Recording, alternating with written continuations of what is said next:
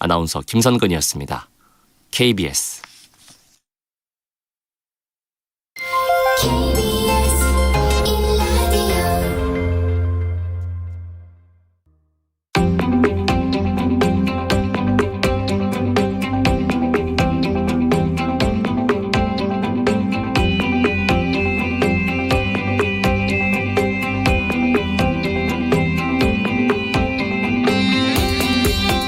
김성환의 시사야.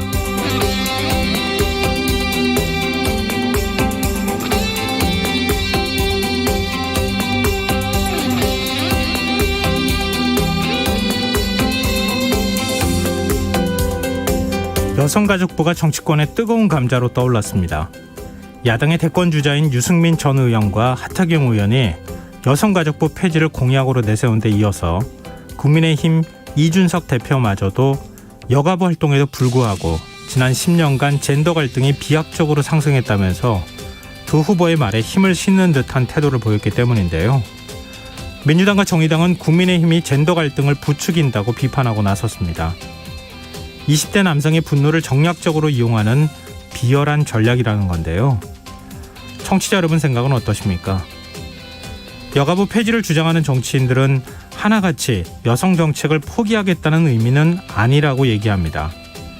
하지만 여가부 장관직을 전리품에 비유한다거나 여가부를 없애고 그 예산으로 의무 복무를 마친 청년을 지원하겠다는 발언을 과연 어떻게 봐야 하는지 의문이 들기도 합니다. 여가부 차관은 오늘 정책 효과가 부족하다는 것과 그 정책을 담당하는 기관이 없어져야 한다는 것은 별개라는 입장을 밝히기도 했는데요. 여가부 폐지 논란, 사실 이번이 처음은 아닙니다. 정치적 상황에 따라 존립이 흔들리는 여가부의 처지. 어쩌면 그것이 지금 여성들이 처한 현실을 고스란히 보여주는 사례는 아닐까요? 시사평론가 김성환입니다. 최재형 전 감사원장이 사의를 표명한 지 나흘 만에 정치 참여 선언을 했습니다. 민주당은 정책 의총을 열고 5차 재난지원금 지급 범위를 어떻게 정할지 격론을 벌였는데요. 잠시 후 뉴스에서 자세한 내용 살펴보겠습니다. 오늘 오후 6시를 기준으로 코로나19 확진자 수가 이미 1000명을 넘은 것으로 나타났습니다. 정부는 지금의 상황을 4차 유행 초기 진입 단계로 진단하고 계속해서 확산세가 꺾이지 않는다면 수도권 거리 두기를 최고 단계로 격상하겠다고 발표했는데요. 지금 필요한 대책은 무엇인지 더 깊이 있게 들여다보는 인터뷰 시간에 전문가와 얘기 나누겠습니다. 시사의 개편으로 새롭게 선보이는 코너인데요. 날카로운 시선으로 언론을 비평하는 미디어 직설 코너도 마련되어 있으니까요. 많은 관심 부탁드리겠습니다. 김성환의 시사는 청취자 여러분의 참여를 기다립니다. 저희 애청자분들이라면 이미 아시겠지만 시사에는 청취율 조사 기간을 맞아서 프로그램을 홍보하고 청취자분들의 참여를 독려하는 작은 이벤트를 이어가고 있습니다. 오늘도 시청자 퀴즈를 준비해봤는데요. KBS 일라디오 하루의 마지막을 정리하는 대표 시사 프로그램 이름은 뭘까요? 이게 문제입니다. 일라디오 진행자 가운데 가장 차분하고 누구보다 따뜻한 목소리라고 자부하는 진행자가 있는 프로그램이자 라디오 유일의 생방송으로 진행되는 심야 시사 프로그램인데요. 정답을 맞춰주시면 됩니다. 주관식인데요. 힌트는 지금 여러분이 듣고 계시는 프로그램입니다. 정답을 아시는 분들은 문자 보내주십시오. 저희가 10분 추첨해서 모바일 치킨 쿠폰 선물로 드리겠습니다. 퀴즈 정답과 함께 지역 기상 상황 문자도 함께 받아보려고 합니다. 지금 부산 지역에서는 상당히 많은 양의 비가 내린다고 하는데요. 청취자 여러분이 계신 지역 상황은 어떤지, 비 피해는 없으신지 문자 주십시오. 참여하실 문자 번호는 샵9730이고요. 짧은 문자는 50원, 긴 문자는 100원의 이용료가 부과됩니다. 콩 게시판을 통해서도 무료로 참여하실 수 있고요. KBS 라디오 유튜브 채널을 통해서도 실시간으로 시청 참여하실 수 있습니다. KBS 라디오 김성환의 시사야. 그럼 지금 시작하겠습니다.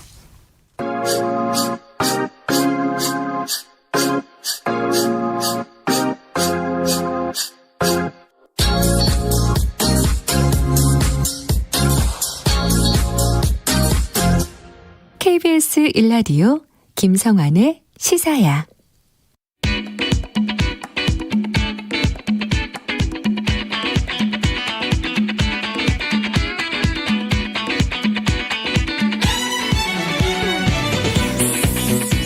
오늘 놓쳤던 뉴스 꼼꼼히 정리해드리는 뉴스야 시간입니다.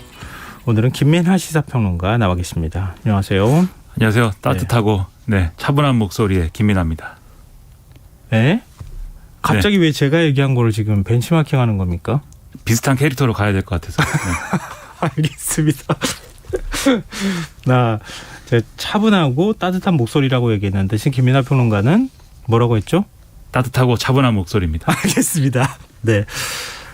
지금 저희가 사실 이렇게 얘기는 시작했지만 지금 코로나19 상황이 별로 좋지 않지 않습니까? 이를 신규 확진자 수가 3차 대유행의 정점이었던 지난해 크리스마스 이후 최고치를 기록한 상황이에요. 그렇죠. 오늘 0시 기준 신규 확진자가 1212명 늘어서 말씀하신 3차 대유행의 정점이었던 지난해 크리스마스에 1240명 이후 최대 숫자를 기록을 했는데 이게 국내 코로나19 유행 이후 두 번째로 이제 많은 기록이기 때문에 상당히 우려가 되고 있습니다. 지역별로 보면 수도권이 990명으로 전체 확진자의 84.8%를 차지했는데 이 중에 또 서울이 577명, 경기가 357명이니까 상당히 지금 서울 수도권 우려되는 상황이고요. 이 서울의 경우에 마포구 음식점과 수도권 영어학원 8곳과 관련된 누적 확진자가 314명으로 늘어난 상황이고 이 서울 현대백화점 무역센터점과 관련돼서는 지금까지 47명의 확진자가 발생을 했는데 방역당국이 특별히 이제 좀 당부하는 바가 있습니다. 이 백화점 다수층에서 근무자 중에서 확진자가 나왔고 출입자 명부가 작성이 되지 않았기 때문에 지금 방문객을 특정할 수가 없는 상황이기 때문에 역학조사나 이런 게 어렵다는 건데요. 그래서 지난달 26일부터 이달 6일까지 이 백화점 방문객은 코로나19 검사를 반드시 받아달라라는 얘기입니다. 네. 오늘 어떤 분이 저한테 강남구 보건소 주변에 지금 진단검사를 기다리는 줄이 얼마나 길게 서 있는지 그걸 사진으로 보여주고 저도 깜짝 놀랐거든요. 정말 끝이 안 보일 정도로 줄이 지금 서 있는 상황인데 방역당국은 지금 4차 유행에 진입했다고 보고 있는 겁니까? 이 전 세계적인 변이 바이러스 유행 상황이다. 이거를 감안해서 볼 때 현재는 4차 유행의 초입에 진입하는 단계로 판단한다. 그리고 현 수준이 8월 초까지 이어질 것으로 추측한다. 라는 게 이제 방역당국의 설명이었는데요. 네. 그런데 방역당국은 지난 4월 초순에도 4차 유행의 초입에 들어섰다라고 얘기를 한 바가 있습니다. 종합해 보면 하루 한 300명에서 700명대의 확진자 발생 속에 이 4차 유행이 저강도로 좀 이렇게 진입이 되다가 이 1,000명 선을 넘어서면서 사실상 4차 대유행 수준으로 확산하는 그런 단계다. 이렇게 해석할 수가 있겠는데요. 지금 전문가들도 4차 대유행이 지금 현실화하고 있다. 이렇게 진단하는 분위기입니다. 구체적인 수치를 봐도 수도권의 감염 재생산 지수가 1.25에 달하는 그런 상황이라 확진자 규모가 더 커질 수도 있는 데다가 델타 변이 바이러스에 대한 이제 영향 이런 것들도 같이 감안해야 되는 것이죠. 그래서 방역 당국은 만약에 방역이 좀 완화되고 우리가 방심을 하게 되면 순식간에 확진자 수는 1,500명, 2,000명이 될 가능성도 있다라고 얘기를 하고 있습니다. 지금 이제 델타 변이 바이러스를 하나의 변수로 말씀해 주셨는데 또 하나의 변수를 꼽자면 20, 30대 젊은 층 확진자가 많다는 거 아니겠습니까? 결국은 그렇습니다. 이제 활동 반경이 굉장히 넓고 그렇기 때문에 지금 또 무증상 감염자가 많은 상황이고 어떻게 해서든 젊은 층의 확진자를 좀 줄일 필요도 있지 않을까요? 그렇습니다. 말씀하신 대로 이제 2030 젊은이들이 백신 접종률이 지금 낮은 상황인데 이 수도권과 비수도권의 이제 거리두기 격차가 있다 보니까 일종의 뭐 이렇게 좀 풍선 효과도 있었던 것으로 추정이 되고 여러 가지 지금 상황으로 좀 추정이 되거든요. 그러다 보니까 문재인 대통령도 오늘 수도권 방역 강화 회의 주재한 자리에서 이 유동 인구가 많고 밀집도가 높은 지역에 임시 선별 검사소를 추가 운영을 해야 된다. 이 얘기를 하면서 20, 30대가 많이 이용하는 시설에 대해서 선제 검사를 실시해라. 이렇게 지시를 했습니다. 네. 그리고 김부겸 국무총리도 오늘 오전 회의에서 2030 세대를 향해서 현재 증상이 없더라도 가까운 선별검사소에서 진단검사를 받을 것을 요청을 했는데요. 서울의 경우에는 이 강남스퀘어 광장이라든지 홍익문화공원 이렇게 20, 30대가 주로 활동하는 지역에 임시 선별검사소를 운영을 하고 유흥시설이나 주점, 대학 기숙사, 노래방, 학교, 학원, 실내 체육시설 그리고 고위험 사업장을 중심으로 주기적인 선제검사를 실시한다라는 내용 논의를 하고 있습니다. 오늘 오후 9시 잠정직 개최 좀 걱정되는데 몇 명으로 나왔습니까? 오후 9시까지 1,113명 확진자 집계가 되어 있는데요. 네. 어제 같은 시간하고 비교하면 이제 32명이 줄어든 것이어서 내일도 이제 1,000명대 확진자는 이제 확진자가 발생한 것으로 이제 발표가 될 것으로 보입니다. 여전히 네. 이제 수도권에 집중되어 있는 상황이고 상당히 좀 우려가 계속 될 수밖에 없는 그런 이제 숫자인 거죠. 서울만 536명. 이틀째 지금 500명대 확진자가 나왔다. 이것도 좀 걱정스러운 부분인 것 같습니다. 그리고 김부겸 국무총리는 앞으로 2, 3일간 확진자 규모를 살펴보고 만약에 확산세가 잡히지 않는다면 거리두기를 최고 단계로 올릴 수 있다. 이런 입장을 밝혔어요. 그렇습니다. 김부겸 총리가 모든 방법과 수단을 쓰겠다. 상황이 잡히지 않으면 가장 강력한 단계까지 취할 수 있다 이렇게 얘기를 했는데 현재 수도권은 새로운 거리두기 단계 기준으로 보면 3단계에 속합니다. 그러면 이 새로운 거리두기 단계 3단계를 그냥 적용을 하게 될 경우에는 현행 거리두기 2단계하고 방역 강도는 비슷하지만 일부 더 완화되는 측면들이 발생할 수 있기 때문에 네. 그냥 새로운 거리두기 단계로 이행할 수가 없는 상황이거든요. 예를 들면 유흥시설 운영을 재개한다든지 실내 체육시설 제한을 해제해야 되기 때문에 이게 방역조치 완화로 오인될 가능성이 있다는 거죠. 그래서 현재 거리두기 체제는 14일까지 유지하기로 한 그런 상황이고요. 만약에 이 수도권 4단계 기준이 충족이 되는 경우에는 방역당국이 이 서울 또는 수도권의 4단계 적용은 즉시 검토하겠다 이렇게 얘기를 하고 있습니다. 만약에 이제 새로운 거리두기 체계에서 4단계가 적용이 되게 되면 사실상 모임을 하지 않고 외출을 자제해야 되는 단계다 볼 수가 있겠는데요. 사적 모임은 6시 이후에 2명까지만 가능하게 되고 네. 다중이용 시설의 운영 일부 중단하게 되고 행사는 원칙적으로 금지, 결혼식 장례식도 친족만 참석이 가능한 형태가 됩니다. 예배의 경우에도 비대면으로 가게 되고 학생들도 원격 수업으로 다 전환하는 이런 상황이 되기 때문에 아마 이 불편함을 감수할 수밖에 없을 것 같아요. 그러니까 지금 방역 조치에 적극적으로 협력하는 게 필요할 것 같습니다. 그리고 오세훈 서울시장은 대중교통 감축은행 카드를 빼들었네요. 이 서울만 떼어놓고 따지면 이미 새로운 거리두기 기준으로 볼 때 4단계 수준에 이미 근접한 이런 상황이기 때문에 서울은 별도의 또 이런 좀 강화된 조치가 불가피한 상황인데요.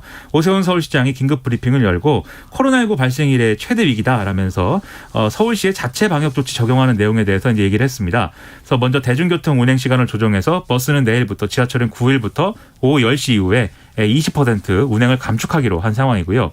그리고 학원, 음식점, 카페, 노래방, PC방 등의 영업주와 종사자들에 대해서 선제검사 명령을 단행하겠다라고 얘기를 하고 있습니다.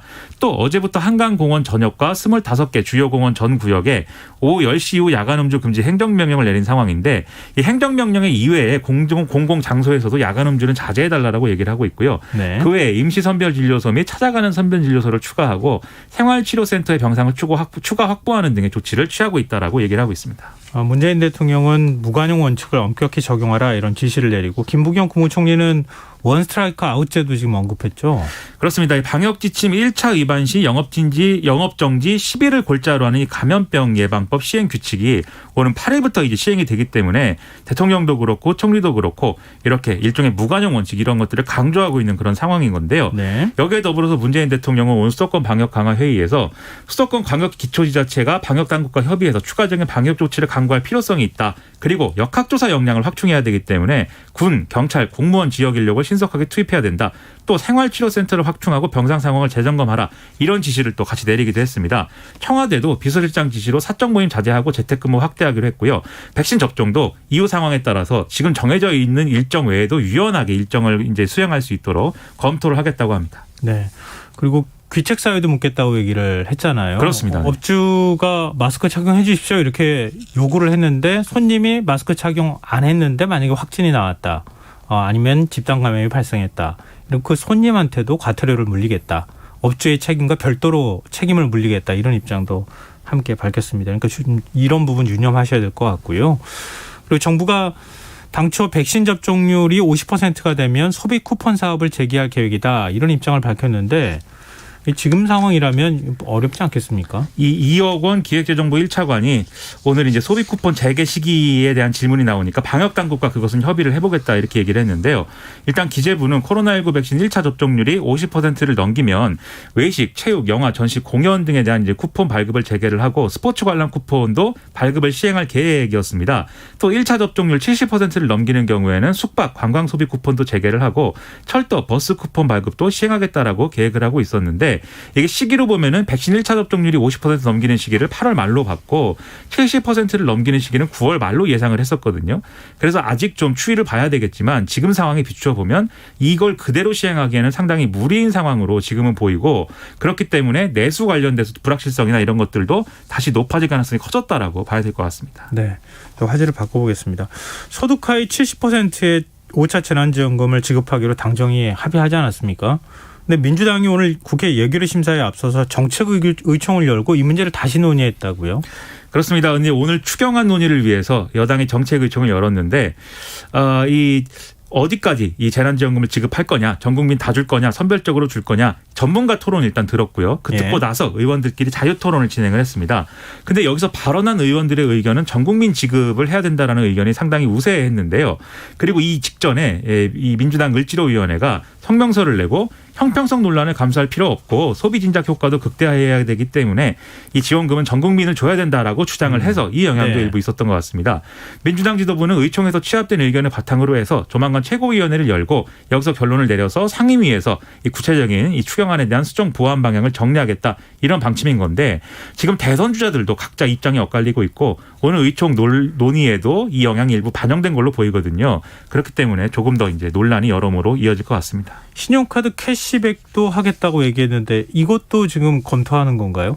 신용카드 캐시백에 대해서는 일부 문제 제기가 나온 게 이게 전형적인 탁상 행정이고 이 결국은 카드사 배불리기로 귀결되는 거 아니냐 이런 이제 문제 제기가 나왔습니다. 그렇기 때문에 이 캐시백을 이제 좀 주는 것보다는 차라리 전국민 재난지원금 지급으로 이제 선회하는 게 낫다 이런 이제 논리였는데요. 하지만 또 일각에서는 코로나19 확진자가 지금 하루 1,000여 명을 넘고 있는 상황에서 소비 진작 목적의 지원금을 전 국민에게 주는 것이 맞냐 이런 반론도 나오고 서로 굉장히 꼬리에 꼬리를 무는 그러한 이제 좀 논란도 있었습니다. 근데 원래 기재부에서 하위 70%까지만 주자. 민주당에서는 전 국민 주자 이렇게 얘기하다가 80%의 절충안에 합의가 됐던 거잖아요. 그렇습니다. 이 국민들한테 다 알린 상황인데 다시 재검토하겠다. 좀 일종의 혼선을 주는 거 아닙니까? 그렇죠. 일단 민주당은 이 어떤 당의 주도권을 강화한다 이런 취지로 설명을 하고 있습니다. 그래서 윤호중 원내대표의 경우에 의총 모두 발언에서 대개 예산안은 정부에서 편성해서 오면 여당은 그냥 그걸 통과시켜주는 역할을 했는데 이번에는 당의 주도성을 조금 더 강화하겠다 이렇게 얘기를 했는데 지금 말씀하신 대로 사실 이게 그냥 말 그대로 받아들이기 좀 어려운 측면들이 있죠. 그러다 보니까 일각에서는 이게 뭔가 선별 지급에서 전 국민으로 지금 여당이 방침을 바꾸려고 하는 것의 배경에는 뭔가 선거를 의식한 거 아니냐 막 이런 얘기도 나오고 있는데요. 가령 이 소득 80%로 지급을 제한할 경우에 이 형평성 논란이 벌어지는 이 계층이 결국 한참 경제활동을 하는 40, 50대 중산층 가정들이고 이 계층이 여론을 주도하기 때문에 그래서 이제 여당의 어떤 태도 변화 이런 것들이 있는 거 아니냐 이런 얘기도 나오는데요. 그럼에도 불구하고 여러 가지 효과나 이런 것들을 같이 고려해서 합리적인 방안을 찾아야 되는 것이기 때문에 이 논란이 계속 이어지고 있다 이렇게 볼 수가 있겠습니다. 야당은 어떤 입장이 궁금한데요. 이 전국민 재난지원금은 선고용 선심쓰기 정책이고 자영업자 소상공인 손실보상이 더 중요하다라는 게 국민의힘의 이제 계속된 입장이었는데요. 실제 지난 6월 23일에 황보승희 수석 대변인이 낸 논평을 보면은 민주당이 시급한 나라빚을 갚지 않고 이런 소급 적용에도 나서지 않으면서 전국민 재난지원금부터 얘기하는 것은 표계산이다 이렇게 주장을 했습니다. 그런데 오늘 논평을 보면은 소득 하위 80%의 기준이 어떤 근거로 만들어졌는지 궁금하다. 정작 인위적으로 80%를 선별하는 행정비용에만 지금 42억 원이 든다고 하는데 정부 여당의 무능의 혈세 낭비로 이어지는 거 아니냐 이렇게 문제 제기를 하고 있는데요. 무슨 얘기예요? 그럼 다 주자는 얘기입니까? 그래서 그 내용 다 주자라고는 얘기를 안 했지만 이 국민의힘의 논리를 동시에 얘기를 하면 전 국민을 주는 것도 문제고 선별해서 주는 것도 행정비용이 너무 많아서 문제 아니겠습니까? 그러면 이제 어떻게 하겠다는 건지 좀 혼란스러운 부분이 여기서 드러나는 것이죠. 글쎄요. 지금 어차피 예산안 그러니까 추경안 심사를 해야 되는 입장이기 때문에 야당도 좀 명확하게 입장을 밝혀야 되지 않을까 싶네요. 지금 여러분께서는 KBS 라디오 김성환의 시사회와 함께하고 계십니다. 계속해서 뉴스야 이어가겠습니다. 최재형 전 감사원장이 사퇴 9일 만에 정치에 참여할 생각이 있다 이런 입장을 밝혔어요. 그렇습니다. 이 언론에 나라와 사회를 위해서 어떻게 기여할 것인지를 고민한 결과 정치에 참여할 생각을 갖게 됐다 이렇게 얘기를 했는데요. 그러면 이제 우리가 궁금한 게 그러면 정치 참여라는 게 대선에 도전하는 것인지 대선에 도전하는 것이면 무소속으로 하는 건지 국민의힘에 입당하는 건지 궁금한 게 여러 가지가 있지 않습니까? 그렇죠. 그런 것들에 대해서는 자세한 얘기는 나중에 해주겠다 이렇게 얘기를 했습니다. 그럼 정치를 하겠다는 입장만 밝혔다? 그렇습니다. 언제부터 하겠다는 얘기도 없고? 그렇습니다.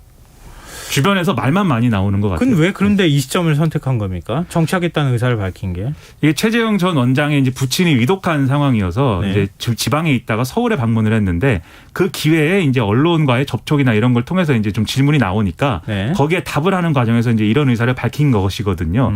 그래서 실질적으로는 아직 결심을 하는 단계이다 이렇게 볼 수가 있겠는데 그 결심의 내용의 상당 부분은 이미 좀 확정이 돼 있구나 이렇게 알 수 있는 그런 얘기였습니다. 네, 알겠습니다. 뭐 윤석열 전 검찰총장의 행보에 자극을 받은 거 아니냐, 뭐 이런 여러 가지 해석도 나오던데 일단은 명확하게 정치 활동을 재개하는 시점이나 돼야 뭔가 그렇습니다. 분명한 움직임을 알 수 있겠군요. 그리고 지금 윤석열 전 검찰총장은 오늘 국민의당 안철수 대표와 만났어요. 그렇습니다. 윤석열 전 검찰총장과 안철수 국민의당 대표가 만나서 서로 선의의 경쟁자이자 협력자임을 확인하고 정권 교체를 위한 연대와 협력의 뜻을 모았다. 이렇게 밝혔는데요. 또 소득주도 성장, 탈원전 정책, 전국민 재난지원금 등의 이 문재인 정부의 정책을 바로 잡아야 된다. 여기에 의견을 같이 했고 중도 확장, 이념, 진영을 넘는 실용정치 기조에도 공감을 했다고 합니다. 회동 직후에 윤석열 전 총장은 경선 방식에 대한 논의가 있었느냐 이런 질문에 대해서 그건 논의 못했다라고 얘기를 했고요. 안철수 대표는 국민의힘 입당 시기 같은 것도 얘기했냐라고 물었는데 거기에 대해서 특별히 난 물어보지 않았다라고 답을 했는데요. 결국 윤석열 전 총장은 당분간 국민의힘 입당보다는 밖에서 이제 좀 반문 빅텐트, 뭐 빅플레이트를 키워가겠다는 거 아니냐라는 해석이 나오고 네. 안철수 대표는 윤석열 전 총장과의 접촉을 지렛대로 이 국민의힘과의 합당의 협상력 이런 것들을 높이겠다는 거 아니냐라고 해석들을 많이 하고 있습니다. 김종인 전 비상대책위원장이 윤석열 전 총장에 대한 입장을 내놨네요. 오늘 원희룡 제주도지사 지지 모임이 출범을 했는데 김종인 전 위원장이 축사를 했거든요. 원희룡 지사를 막 축켜 세우면서 대한민국 역사에 제1야당이 대통령 후보를 놓고 이렇게 허둥대는 모습을 보이는 것이 처음이다라면서 자강론에 좀 힘을 싣는 그런 이 얘기를 쭉 했습니다. 그러니까 기자들이 이제 물어보죠. 윤석열 전 총장과 만난다고 하던데 어떻게 됐습니까? 물어보니까 전혀 그런 계획도 없고 그런 일도 없다. 이렇게 얘기를 했고요. 윤석열 전 총장이 지금 야권 후보들 중에서 지지율 제일 높은데 여전히 유력한 사람 아니냐라고 물어보니까 지지율이라는 거는 항상 변화가 있기 마련이기 때문에 지금 고정된 것으로 이걸 결정적인 걸로 그렇게 생각할 필요는 없다라고 얘기를 했습니다. 별이 순간이라고 얘기했던 게 뭐 얼마 되지도 않은 것 같은데 입장이 좀 달라진 거 아닌가 이렇게 생각이 되는데요. 별똥별이 된 것 같습니다. 네. 아직 모르죠 그거는.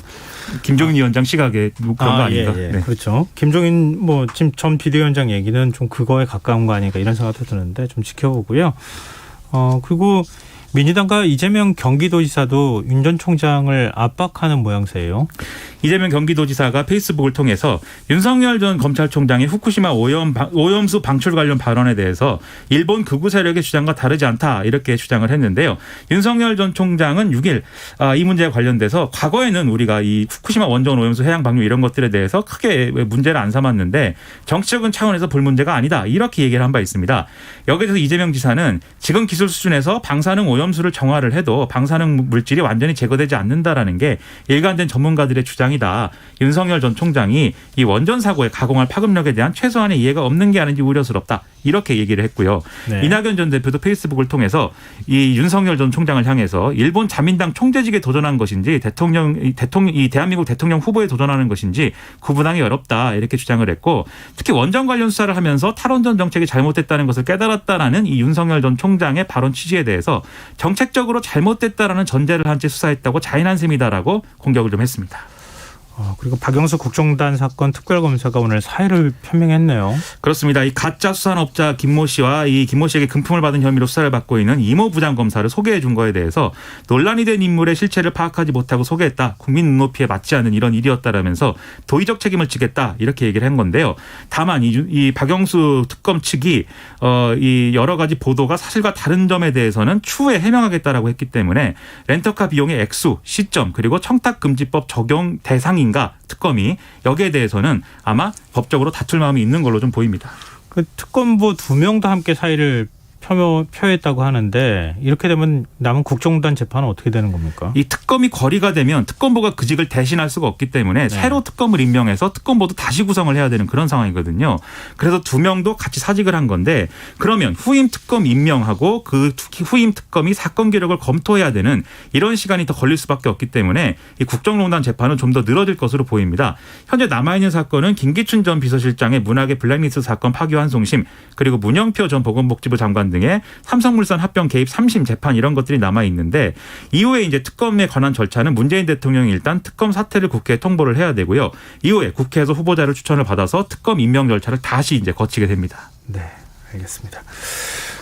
그리고 청취자 8063님께서 지역 기상 상황을 알려주셨는데요. 부산 연제구입니다. 지금은 비가 완전 그친 상태입니다. 오후 7시경 퇴근을 하는데 물이 도로가로 넘치는 곳도 있어서 살살 기어서 집에 도착했어요. 이런 의견 보내주셨어요. 지역 상황. 상당히 비가 많이 내렸다가 지금 약간 소강 상태를 보이는 거 아닐까 생각이 됩니다. 비 피해 없도록 주의하시기 바랍니다. 그리고 저희가 청취율 조사 기간을 맞아서 시사회에서 오늘 퀴즈를 좀 준비해 봤는데요. 청취자 이벤트 퀴즈입니다. 여러분들이 듣고 계시는 지금 이 프로그램의 이름은 무엇일까요? 이겁니다. 정말 쉽죠. 그리고 라디오 진행자가 차분한 목소리, 따뜻한 목소리를 자부하고 있다. 이런 사실도 강조해서 말씀드리고요. 저희 김민하 평론가도 같은 목소리를 갖고 있습니다. 그렇습니다. 네, 참여하실 번호는 샵9730이고요. 짧은 문자는 50원, 긴 문자는 100원의 정보 이용료가 부과되고요. 콩 게시판 KBS 라디오 유튜브 채널로도 참여하실 수 있습니다. 많은 참여 부탁드립니다. 뉴스에 여기까지 하겠습니다. 지금까지 김민하 시사평론가였습니다. 고맙습니다. 고맙습니다.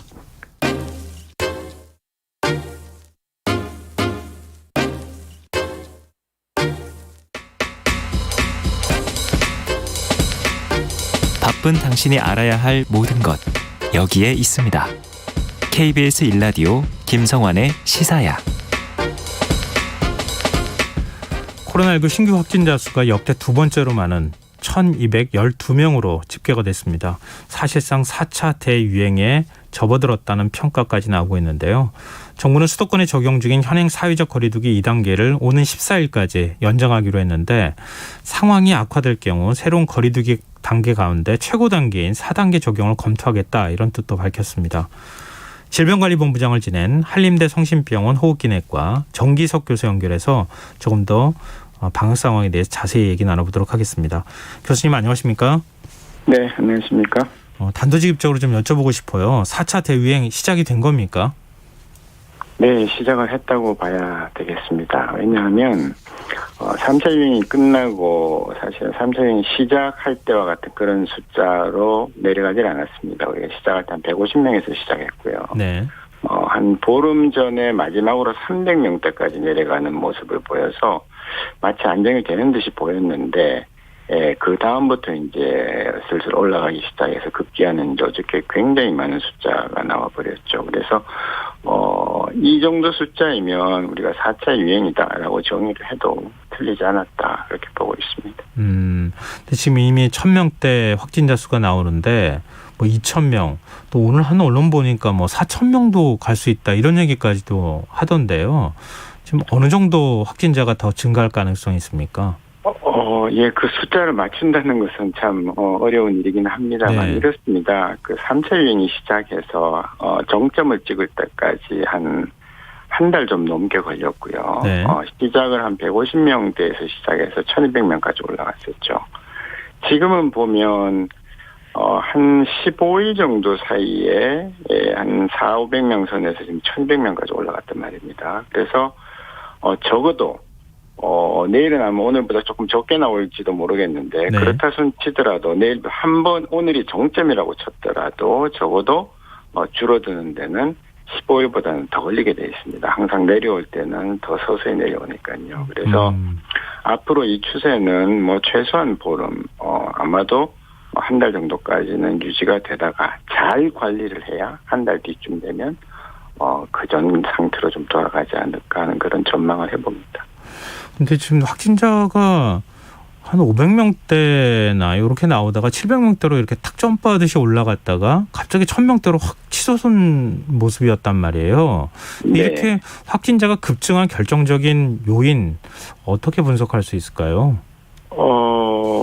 뭐 여러 가지 요인을 생각을 하지만 제가 암만 생각해봐도 딱 한 가지로 그 요약되기는 어려울 것 같습니다. 우선 어저께 많이 올라간 것은 사실 그 수요일 효과입니다. 이제 주말에 검사가 줄어들고 또 검사 통보를 받은 사람들이 이제 월요일 지나서 화요일 날 이제 검사를 하게 되기 때문에 대개 이제 어저께 나온 통계는 평소보다는 한 10%씩 더 올라가는 걸로 그렇게 우리가 이미 알고는 있는데요.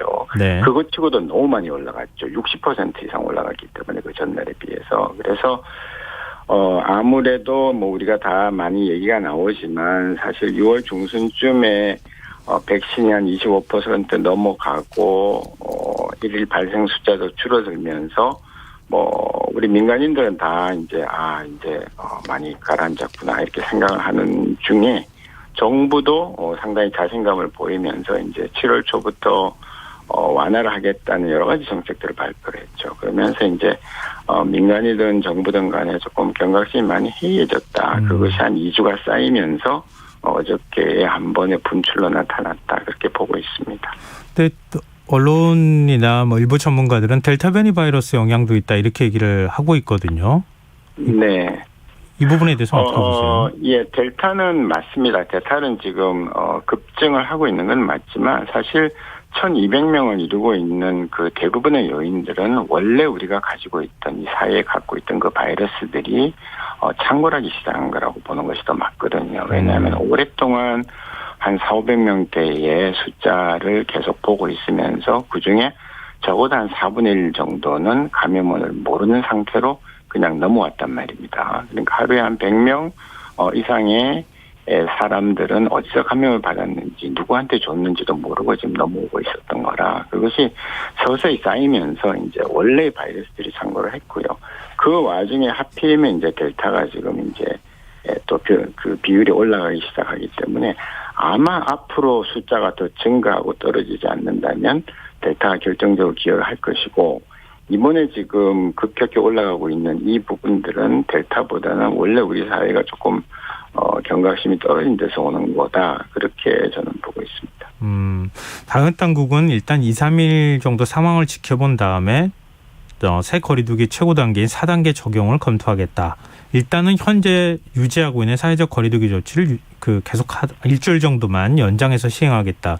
이런 입장이거든요. 지금 이런 방역 대책에 대해서 어떻게 평가하십니까? 사실은 이 4단계는 굉장히 강력한 단계거든요. 이게 지금 그 정의에 의하면은 거의 대유행이라서 외출 금지를 해야 된다라고 지금 정부가 마련한 단계 명칭에 나와 있을 정도입니다. 그래서 아마 쉽게 못 갈 겁니다. 정부는 그렇게 되면은 경제가 너무나 억눌리는 상태가 돼버리니까요. 그래서 이제 그렇지만 사태가 워낙 급하니까 며칠 상황을 보고 4단계로 갈 수 있다. 그러니까 국민 여러분들께서 같이 다 조심하시면서 빨리 가라앉힐 수 있도록 같이 노력합시다.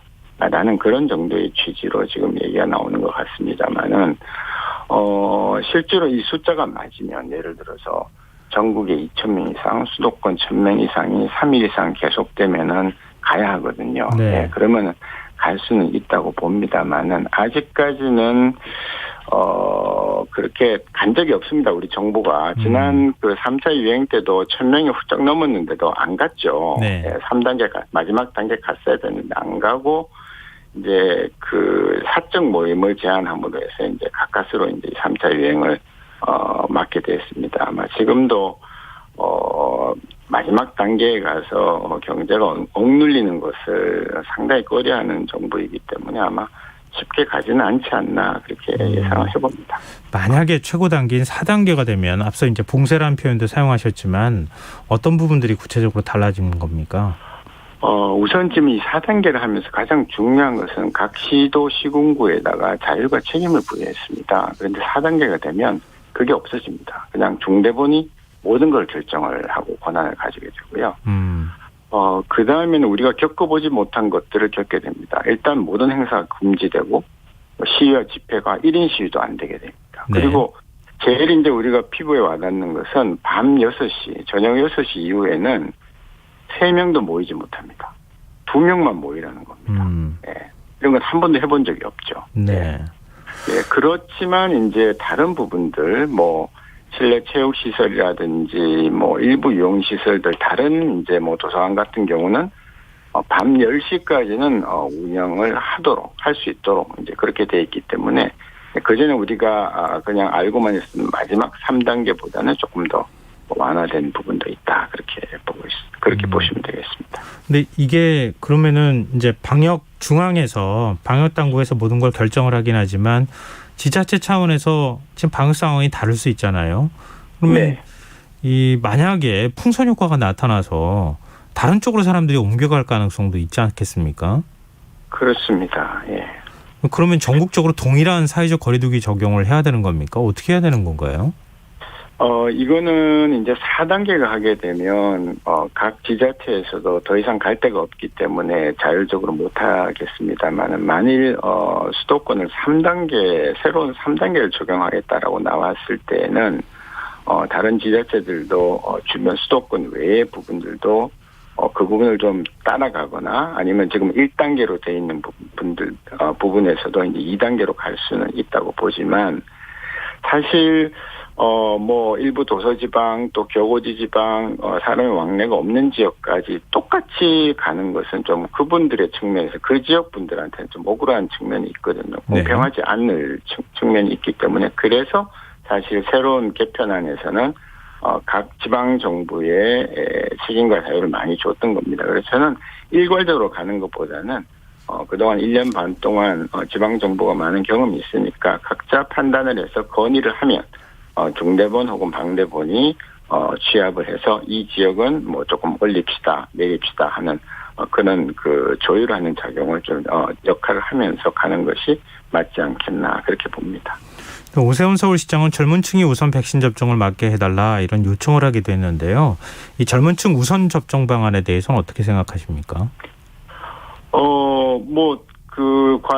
과거에 인도네시아에서도 젊은 층부터 먼저 맞춘다는 얘기가 나왔기 때문에 지금 사실은 가장 사회에서 활동을 많이 하고 가장 많이 활동 범위가 넓은 20, 30대에 맞추는 것은 틀린 말은 아닙니다. 그러나 지금 우리나라가 마침 이 7월 달이 백신이 없는 철이고 그 외에도 사실은 대면 접촉이 많은 어떤 업무 종사자들이라든지 택배기사, 미화원같이 이제 지금 정부에서 얘기한 이런 분들이 사실은 우선 접종이 맞습니다. 예, 그래서 저는 우선순위의 일반인들보다는 그래도 대면 접촉을 많이 해서 더 많은 사람들한테 감염을 시킬 수 있는 그런 집군 위주로 우선 접종이 가는 게 맞지 않나 그렇게 보고 있습니다.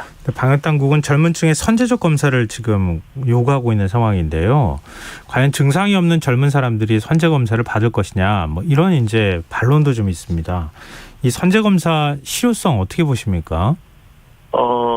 지금 같은 경우에는 선제 검사 매우 중요하다고 봅니다. 그래서 사실 우리나라 국민들은 정부의 특히 방역 지침에는 굉장히 잘 따라왔던 편입니다. 전 세계적인 상황하고 비교하면 한 번도 구체적으로 어떤 저항을 하거나 그랬던 것은 대대적인 그런 건 없었거든요. 그렇기 때문에 아마 이번에도 잘 설득을 하고 또 다들 애국심이 있으니까 거기에 호소하면은 선제적인 검사를 할 겁니다. 그래서 지금 더 멀리 많이 번지는 것, 숨어있는 감염을 없애려면 당분간은 검사 수를 바짝 늘려서 그러면 물론 환자가 많이 나올 겁니다. 그렇지만 그렇게 해서 사회에 돌고 있는 전체적인 바이러스의 양을 줄여나가는 노력이 필요하기 때문에 꼭 필요한 곳에는 선제검사를 지정을 하고 선제검사가 지정이 되면 검사를 해나가는 것이 옳다 그렇게 보고 있습니다. 그러면 젊은 층이 아니라 지금 이제 확진자 80% 이상이 수도권에서 나오고 있잖아요. 수도권에 백신을 좀 더 많이 배정해서 백신 접종자 수를 늘리는 방법에 대해서는 어떻게 보세요? 그것도 옳은 방향입니다. 그렇지만 지금 백신을 우리가 쓸 수 있는 백신이 그렇게 많지가 않습니다. 수도권 인구가 지금 2,500만이 되는데요. 그 2,500만 명 중에 예를 들어 30%가 1차를 맞았다고 치면 남은 70%라는 것이 굉장히 많은 숫자가 됩니다. 그래서 그 숫자를 지금 감당할 수가 없는 것이 지금 정부가 갖고 있는 수급 상황이거든요. 그러다 보니까 이번에 사실 오늘 이스라엘에서 들어온 70만 회분도 딱 절반을 잘라서 지금 수도권에 배정을 하지 않았습니까? 네. 그래서 수도권만 또 국민이 아니니까 하는 그런 우려도 있어서 수도권에 집중하게 하는 것은 좀 어렵지 않나 싶고 차라리 그렇다면은 수도권이 3차 유행을 주도를 했고 지금까지도 계속 수도권이 낮아봤자 60% 많을 때는 대개 70%를 유지해왔거든요. 그러면 미리 지난 6월 달에 2차 그러니까 상반기 접종을 마무리하기 전에 수도권에 조금 더 집중적으로 갔으면 좋지 않았나 하는 그런 생각도 해봅니다. 네, 알겠습니다. 오늘 말씀 여기까지 듣겠습니다. 고맙습니다. 네, 감사합니다. 예, 지금까지 한림대 성심병원 호흡기내과 정기석 교수였습니다.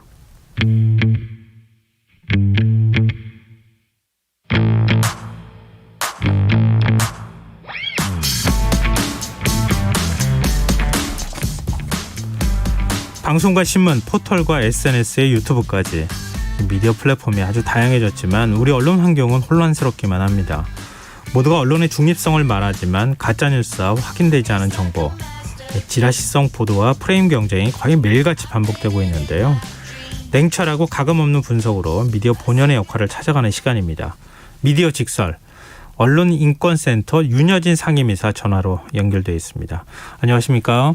네, 안녕하세요. 네, 이 미디어 직설 오늘이 첫 시간인데요. 네. 이번 주 우리가 주목해야 할 보도 어떤 게 있을까요? 예. 아마 어제 오늘 좀 시끌시끌해서 알고 계신 분들이 많을 겁니다. 7월 5일 그저께죠. 뉴시스 보도 중에 핫팬츠 여승객 쓰러졌는데 남성들 외면, 3호선에서 생긴 일. 또 머니투데이 같은 경우에 쓰러진 여성 꼭 남자가 도와줘야 해요. 여자들은 뭐 하고요. 도하닷컴 같은 경우엔 지하철에서 쓰러진 반바지 여성, 남성들이 외면한 이유가 뭐 이런 보도가 좀 있었습니다. 사실 이 보도 저도 보고 이게 무슨 네네. 기사인가 굉장히 궁금했어요. 제목이 자극적이어서. 자극적이죠. 예, 예. 들어가서 보고 이게 이렇게 제목을 달아야 될 기사인가 이런 생각도 했는데 하여튼 인터넷상에서는 포털 사이트 상위 랭킹에 오를 정도로 굉장히 큰 관심을 받았거든요. 이 보도에는 맞습니다. 어떤 문제가 있는 겁니까? 보도의 댓글을 보시면 네. 기사가 나온 이후에 굉장히 또 자극적인 댓글들이 많이 나왔는데 요새 여자들 잘못 건드리면 큰일 난다. 내버려둔 남성들한테 공감한다. 뭐 이런 댓글이 달리면서 성별 논쟁이 벌어지기 시작을 했습니다.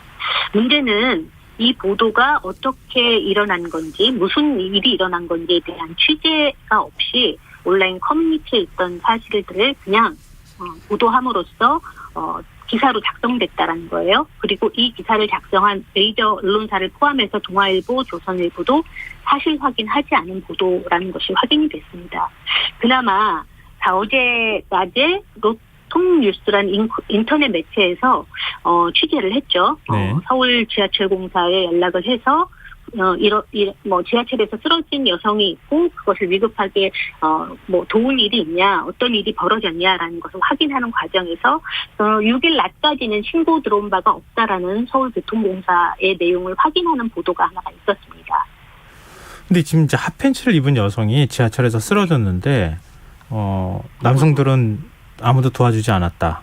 이런 게 이제 기사의 내용이었던 거잖아요. 그렇죠? 그러면 서울교통공사 쪽에 실제로 그런 사실이 있는가 이렇게 확인이라도 기자들이 할 수 있었던 거 아닌가요?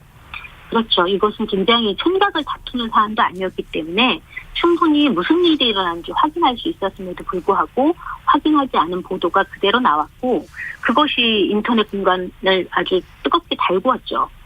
여성을 도와주면 남성들한테 오히려 피해가 온다. 안 도와주길 잘했다. 무슨 얘기냐. 위기에 처한 사람을 도와주는 게 우선 아니냐. 뭐 이런 여러 가지 논쟁들이 좀 일어났었습니다. 한 사람이 그걸 목격담이라고 해서 올린 글에 의존해서 그냥 전부 그냥 기사가 나갔다. 그렇죠. 이제 이런 얘기인데요. 이게 그러면 사건의 진위 여부는 확인이 된 건가요? 어제 저녁 때 온라인 커뮤니티 데이트판에 한 분이 지하철 핫팬츠로 기사가 난 사건의 119 최초 신고자라고 한 분이 바로 나다라고 밝히면서 네. 당시 신고 내용이 담긴 휴대폰 통화 기록을 증거로 첨부하면서 올렸습니다. 내용은 신고자는 잘못된 정보가 퍼지고 있어서 정확한 사건에 대해서 쓴다라고 밝히면서 자기 앞에서 20대 여성이 쓰러졌다는 거예요. 그래서 그 순간 여자 남자 할 것 없이 그분 주위에 몰려들었고 여성 한 분과 남성 두 분이 그분을 압구정역에 내렸다라고 설명을 했습니다. 그리고 또 심지어 핫팬츠도 아니었다. 그분이 장화도 신고 있고 성추행이니 뭐니 이런 것을 할 전혀 상황도 아니었다라는 것이 그분이 밝힌 사실이었습니다. 그러면 애초에 기사 내용하고는 많이 다른 거잖아요. 그렇죠. 이게 사실이라면 그럼 기자들이 확인 취재를 하거나 이렇게 했다고 하면 또 특히나 만약에 잘못된 보도가 나왔을 때 하다못해 좀 그 유력 언론사라고 하는 곳에서 확인 취재 과정을 밟아서 그게 사실과 다르다 이렇게 보도했더라면은 이런 혼란이 없었을 거 아닐까요? 사실 확인은 취재를 하지 않았다는 내용이죠.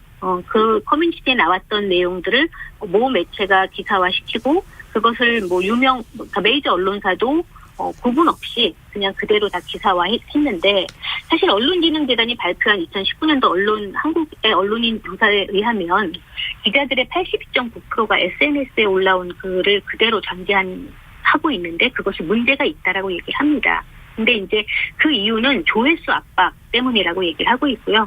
기자들은 현재 정치인부터 유명인의 SNS를 그대로 받아 쓰는데 굉장히 익숙해져 있습니다. 심지어 이번 경우와 같이 유명 온라인 커뮤니티의 게시글, 어떤 사람이 어떻게 썼는지 중요하지 않고 그 게시글을 그대로 쓰는 거죠. 되게 자극적으로, 오히려 있는 그대로도 아니고 사실 확인도 하지 않고 오히려 자극적으로 보도를 하는 게 굉장히 큰 문제라고 보여집니다.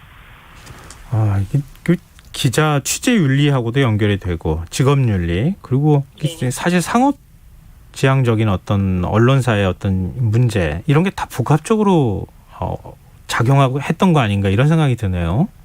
이 사건만 보더라도 사실은 이게 어떤 분이 위기에 처해 있고 지하철에서 쓰러졌고, 그분이 여성인지 남성인지는 중요하지 않죠. 어떤 사람이 위급한 상황이 있었고 그 사람을 도왔다. 취재를 해서 만약 보도를 한다면 굉장히 좋은 기사가 됐겠죠. 근데 그 커뮤니티에 올라온 하나의 게시글을 가지고 마치 성별 문제로 만들어버렸단 말이에요. 그래서 이런 것들이 조회수 문제라고만 때문이라고 변명을 하고 있지만 사실은 굉장히 문제가 있죠. 우리 사회의 갈등을 더 조장하고 언론이 문제를 해결하고 그다음에 문제점을 지적하는 데 집중해야 되는데 사실과 아닌 내용을 보도화하고 네. 오히려 갈등을 조장하는 데 앞장선다는 건 굉장히 문제가 있는 사안입니다. 남녀로 갈등을 갈라서 지금 갈등을 네. 오히려 유발시키는 보도였다는 말씀이신데요. 인권 침해 문제도 있었다고요? 예, 이 보도하는 과정에서 핫팬츠라는 이제 그 단어가 나오기 시작을 했는데요. 또 모 언론사는 빨간 핫팬츠를 입은 여성의 하의 사진을 그대로 올리기도 했습니다. 사실은 짧은 반바지가 핫팬츠로 이제 바뀌어서 표현이 됐고, 이 표현은 굉장히 여성을 선정적으로 보도한 거죠. 굉장히 인권 침해적인 요소가 심각했다고 좀 보여집니다. 이게 참 이런 거는 다분히 의도가 있었다, 이렇게 또 보이는데요.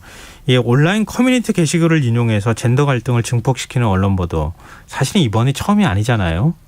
그렇죠. 예. 얼마 전에 그 6월 1일 날 그 언론이 얀센 백신 접종 이야기 시작되는 날 여초 커뮤니티에서 나온 불만 의견 일부를 기사화한 적이 있었습니다. 중앙일보가 얀센 여자 먼저 맞으면 나라가 뒤집히나, 여초서 남녀 차별 논란, 또 세계일보는 얀센 접종 남녀 차별 불만, 여자가 먼저 맞으면 나라가 뒤집히겠지. 뉴시스는 건장한 남성이 왜 먼저 일각에선 얀센 접종 남녀 차별 불만이라는 글 제목을 달아서 보도를 했었습니다.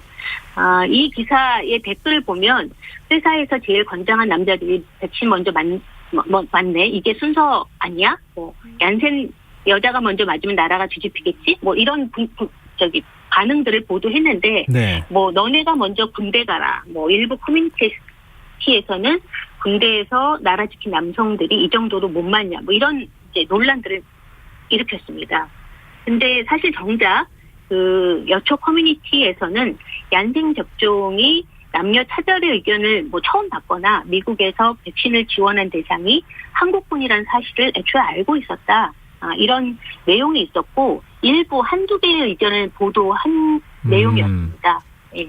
일종의 과정 보도를 했다는 거네요. 과장 보도였죠.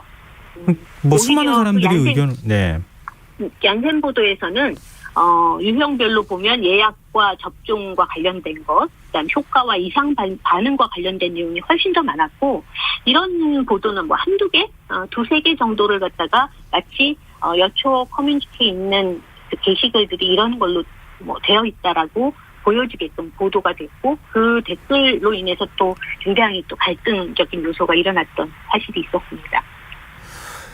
이게 저도 한때 기자 생활했는데 좀 이해가 잘 안 되는데요. 인터넷 커뮤니티에는 다양한 글이 올라오기 때문에 어디에 초점을 맞추느냐에 따라 완전히 다른 기사, 전혀 다른 기사가 나올 수도 있지 않겠습니까? 일반화시키는 그런 오류가 또 생길 수도 있는데요.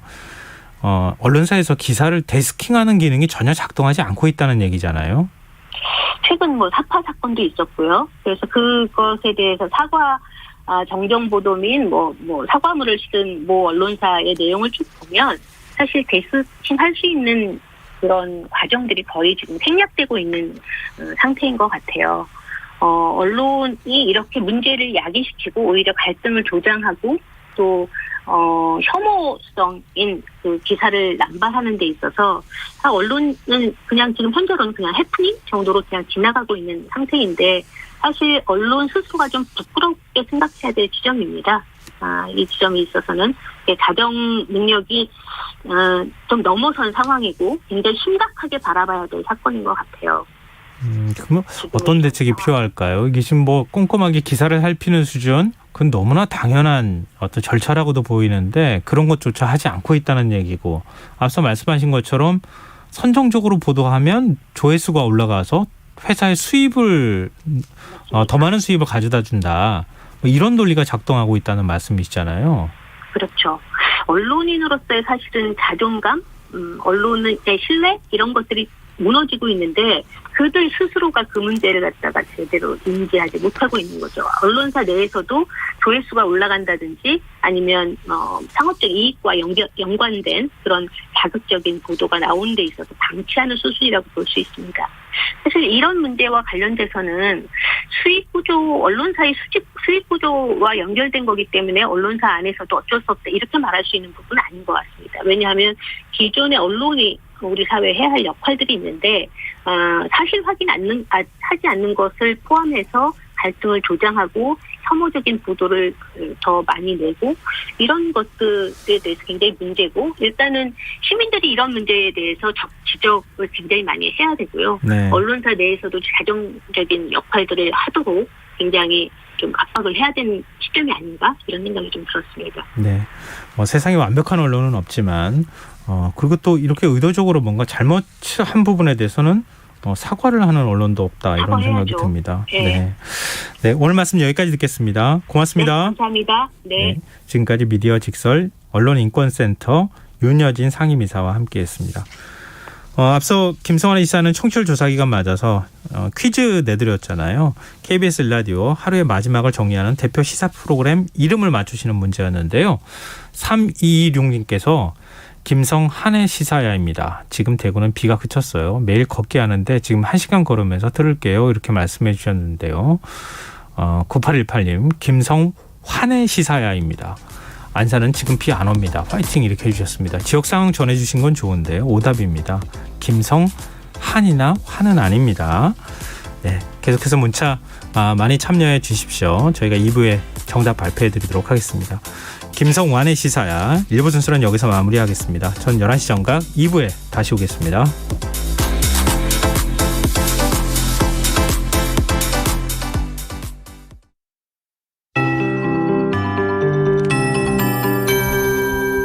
KBS 58분 날씨.